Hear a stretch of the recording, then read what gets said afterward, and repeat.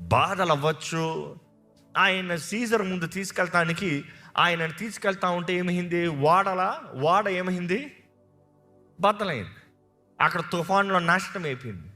అక్కడ నుండి ఆయన ఒడ్డుకు చేరారా అని ఆ మంట అంటిస్తే మంటలు ఏమొచ్చిందంట? కర్ర ఎత్తినప్పటికీ పామంట.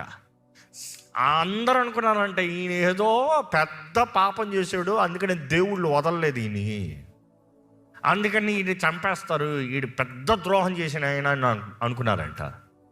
కానీ ఎప్పుడైతే ఇలాగన్నాడో ఆ సర్పం ఎందులో పడింది? అగ్నిలో పడినప్పటికీ నెక్స్ట్ ఏమనుకున్నారు తెలుసా? ఈయన దేవుడు అనుకున్నాడంట. మనుషుడు ఒపీనియన్ ఎలా మారిపోతారు కదా, ఒక సెకండ్కి ఈడెంత చెడ్డోడు, నెక్స్ట్ సెకండ్కి ఈడెంత గొప్పోడు. మనుషుల ఒపీనియన్కి ఫీల్ అయిపోకండి, దేవుడు నీ గురించి ఏమంటున్నాడో అది చూడండి. మనుషులు అన్న మాటలన్నీ పట్టించుకుంటే జీవితంలో బ్రతకలేము, అవునా? మనుషులు నీ మీద వేసే నేరాలన్నీ పట్టించుకుంటే ఏమీ సాధించలేవు. మనుషులు ఒక సెకండ్ ఓ super super super, next second waste fellow. Be very careful.